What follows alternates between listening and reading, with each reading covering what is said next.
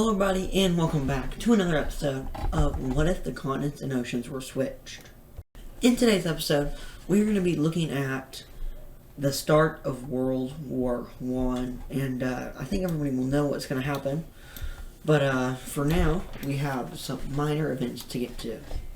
And the first one is this alliance over here just completely dissolving. These guys their alliance is just gone. The relations are still good, but the reason it leaves is because they will be joining the Continental Pact. Oh, the Continental Pact is looking very strong right now.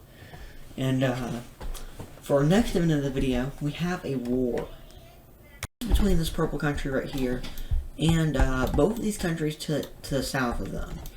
And now, it's very interesting because their allies in the Continental Pact do not really support of this war, so they're not going to be joining it. But the purple team wants just some land that they used to have, so they're going to go into both of these guys, and they're going to take the land they want, which is about this much, and they're just going to go ahead and take it. And now these dudes, they're okay with it, I guess, but they don't really like that they're taking it, so they're gonna try to go out to the international crowd, see if they can do something, but unfortunately they don't. Besides for one party. Here's a peace treaty, and so the pink team here gets a lot of this land. But there is a little bit of land that they don't end up getting from these guys, like some occupied land, but yeah, it was pretty much made up for all the other land they took.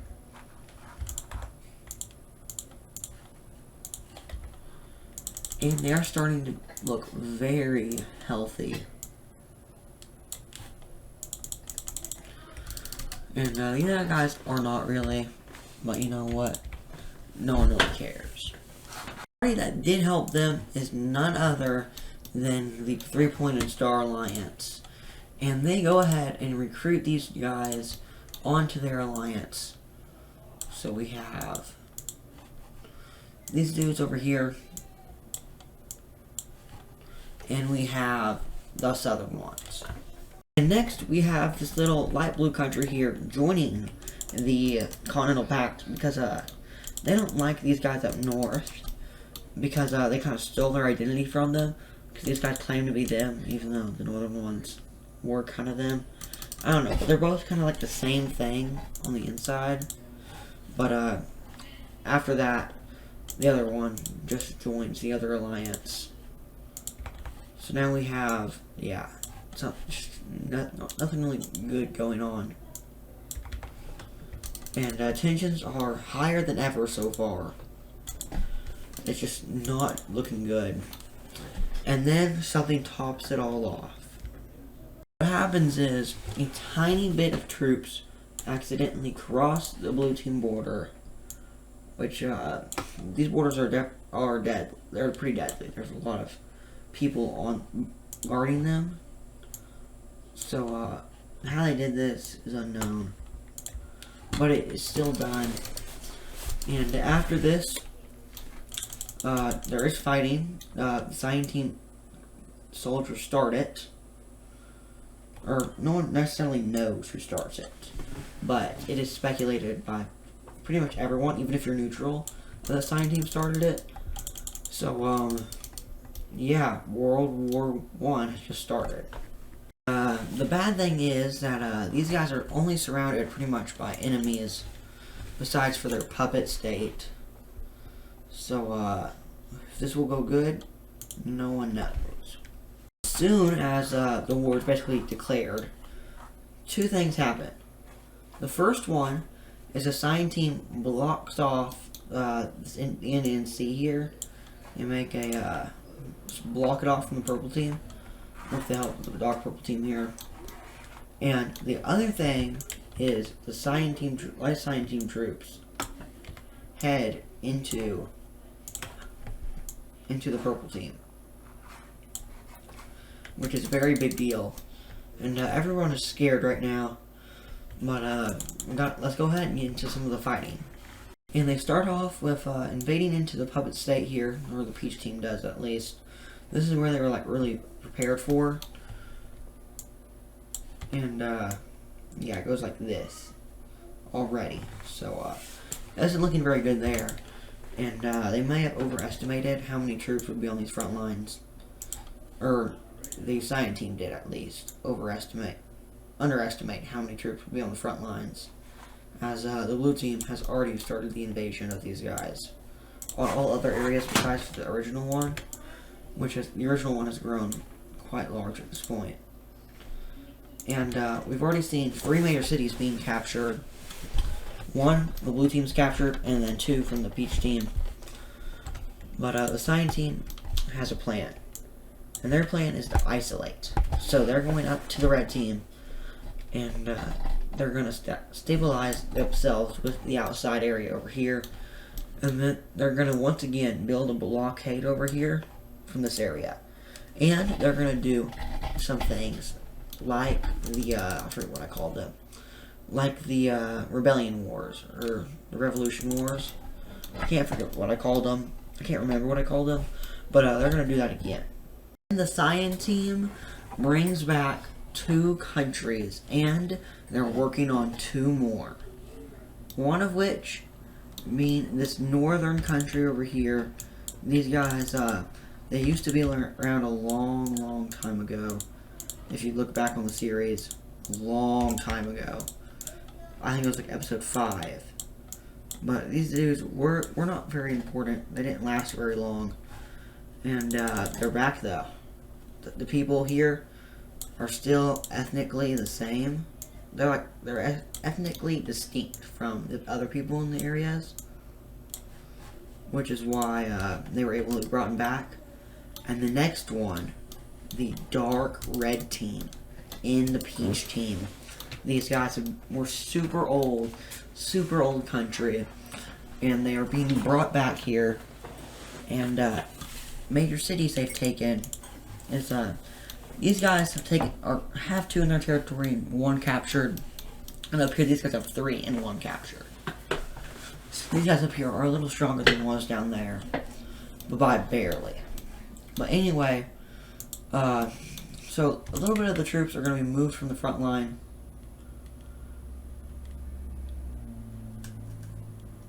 And all is good until it isn't.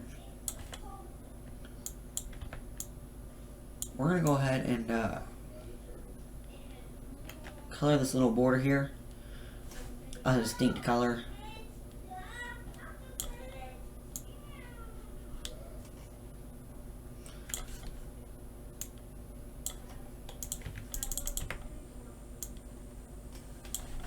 But these guys will be invading into the purple team, where they will be doing this. They will be taking over the capital. And if you were around from way back when in the series, you'll know that these 2 have swapped, and I never really explained it. But it's pretty simple. I got the colors mixed up. That's just it. I got the colors mixed up. I guess you want to say like lore related. The people are close enough, they're similar enough that people from each color, like, they were united for a long time there. But people from each country are the exact same race. They get mixed up all the time, enough to where they can call each other the other countries without anybody really noticing. Which is, let's say that's what happened here. But, they're now having more of a field day than they were earlier. This is because they're sending some of their troops back now to help down here. And these guys they're getting beaten back here. But they're not dead yet. The purple team is they're fighting back, but not as much as they should be, because they have more of a focus down south. Here's basically what's going to happen. So there's this whole northern area, I would say, all of this area is fighting like their own region fighting. Then there's this area fighting, and then there is just this area fighting. So there are 3 major areas, or 2 major areas, and then the smaller area over here, which is just like isolated fighting. But over here, I want to say it's a little bit, the 3-star Triangle Alliance is a little bit outnumbered. They're not as strong. But what they do have is a ton of rebellious armies on their side, and a ton of promises they cannot keep. But anyway, the purple team is marching down into this team right here, and they're starting to take a lot of it. But their ally here is going to be holding them off. But the guys down south are going to be invading up very quickly, making numerous strides into the country, leading to something like this. And but the dark red team, or the light red team actually, are just blitzing through them. They are doing this easily. They make it to the capital, and boom, it's gone. Now the purple team has to send their resources into trying to keep the skies afloat. But 3-star Triangle Alliance has more people it needs to take care of. That being these guys to the north. And then I guess these other people who are going to be sending their forces through, but they have nowhere to go. So they have to go all the way around into this dark team right here, and then up into these guys. So those guys will be getting a lot more support, and actually, yeah, I don't think it'd be like this quite right. It'd be something more like this right now, but it still isn't the best. And these guys now need to focus on just isolating different countries, like the ones up here at the top, like these guys who are already isolated. But they have an ally up here who will mainly be doing most of this, most of the fighting anyway. But they should have been doing that at least, but they don't. They don't end up doing that. They'll just do all this, and then eventually they'll take over some of these areas from them, so they don't have to occupy them. The capital city will be occupied by them, just to make it easier for them. And then the purple team colony over here, this is one of their biggest invasion forces over here. This is like the big force trying to take over this area, and they do split it in half. And then the purple team will hop across, and they will take quite a bit of land.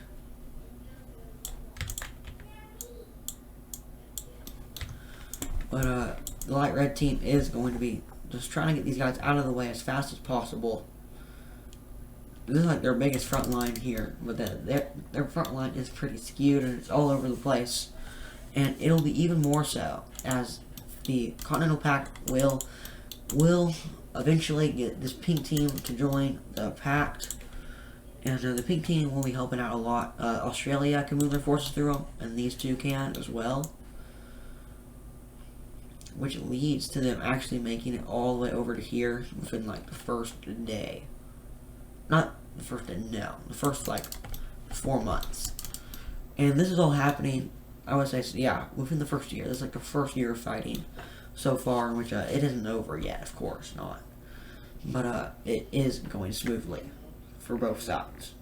The problem for most of these members of the Alliance is they're all surrounded, which isn't going to be very good. They're legit all surrounded. Every single one is nowhere to go, like, especially the red team, especially, they're pretty much fully surrounded. And they don't really have any help anywhere, especially just them over here. And the sign team, the only way that the sign team has is to go through these guys. Hello. They go through the sign team to get over to here. So they're pretty solid through there. So that's why the north is supplied so much. But that's pretty much it over there. Moving back down to the peach team. The peach team has just taken another major city here. And they're moving back up and taking this major city.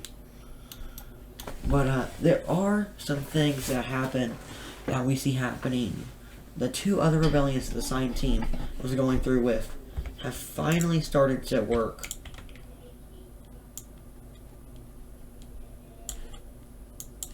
And they are finally agreeing to join.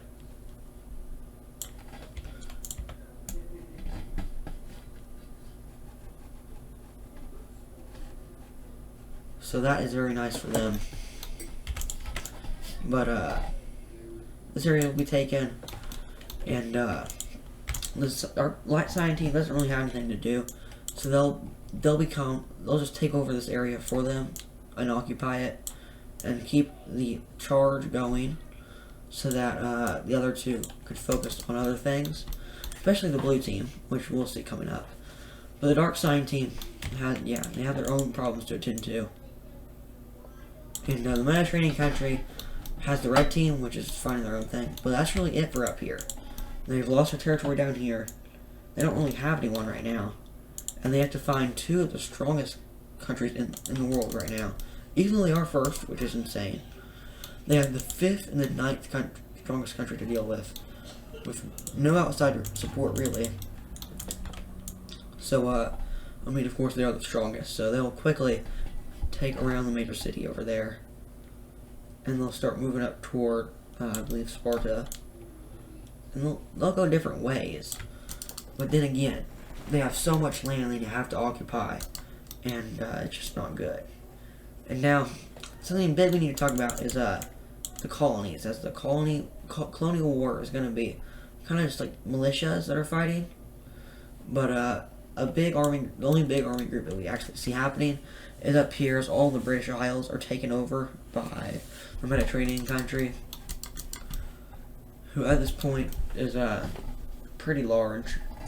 Their colony is like double the size they are. But all the colonies over here are owned by any of the powers are against their team, so they don't have to fight over there anymore. But over here we do see some fighting. The only real big fighting is up here in the red team with the people that are barely living here. They move into here, like the really only good areas of this country, which is right here.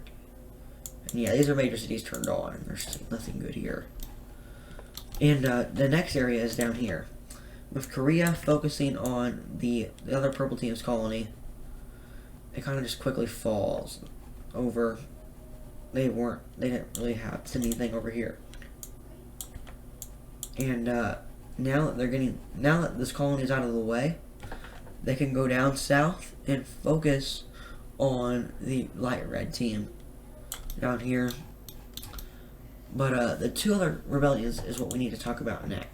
One of which being the lime team over here, also a very old country that's in the blue team, and they didn't have to give up some of their land over here in their territory, but it was worth it. So there's a whole new rebellious area. But the next thing we need to talk about is another very old country that was sort of the purple team at one point. Is this light blue team, who was the purple team at one point after they collapsed in episode 7.5, I believe. And yeah, you can even still see some pixels from them from the original time of their territory. But their goal is to take over all the purple team, and they don't really like these guys, but they agree to do it because they want to get their original homelands up here back, which was their original territory. That was a long time ago, around episode 6 or 5. I'm not actually sure. I do know they had it in 5 though, but it is very sacred to them. It is like their old area. They have there's like a whole religious area their religion is centered around this major city up here, and they kind of think of it as like a crusade. They need to take it back, and we can see their religion. Yeah, it spreads all the way up to there, and some pockets over here. But it is very important to them that they get that back. But that will do it for the first episode of World War I. Next episode will be a little bit longer, maybe around 35-40 minutes. But World War I should be done by then. I don't want to have to do something like long again, like World War III and IV. on the original Wixo, which took about, I don't know, like 4 episodes for like a main of it, and then there was an episode split into 3 parts, each an hour long. It was terrible. The war was just so long. Yeah, there was like probably about 6 minutes of war just in that one war. I never want that to happen again. But if you enjoyed today's video, show your support, and I'll see you in the next video. Bye.